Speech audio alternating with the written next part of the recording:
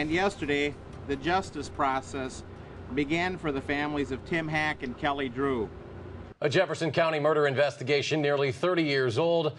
One step closer now to being solved. Good evening, I'm Eric Franke. And I'm Susan Simon. It will be 29 years next month since Tim Hack and Kelly Drew left a wedding reception in Jefferson County and disappeared. Their bodies were discovered 2 months later. Their killer was never found. Some family members say they never thought this day would come, but police believe the man responsible is now in custody. News 3's Marc Lovicott has reaction from the family and how police believe, and more from investigators who made the arrest. Mark. Yeah, Susan and Eric, one investigator told me it literally was 30 years of continuous police work and thought it was thought to be a cold case, but investigators say the case was never really closed, and they were hopeful one day Tim Hack and Kelly Drew's killer would be found. Today, they say, is that day.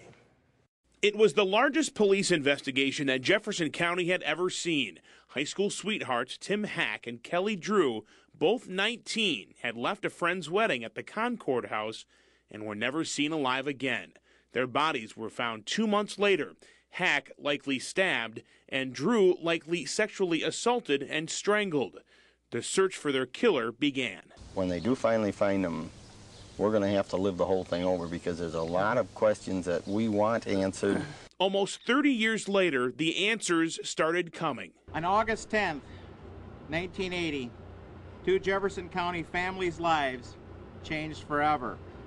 And yesterday, the justice process began for the families of Tim Hack and Kelly Drew.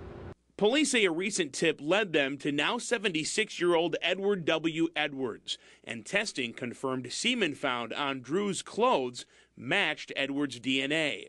He also worked at the Concord House as a handyman, the last place where Drew and Hack were seen alive. And when police questioned him in 1980, investigators say he loaded up his family and moved to Kentucky. I think I feel the best today I've felt since they were missing. It just, it's kind of like a relief to know that finally. Tim Hack's father reflects on yesterday's news, calling it a huge relief that he thought would never come. I had no idea. He walks in and says, we got the fellow that killed your son. Holy smokes. That was a shocker. Because we didn't expect it.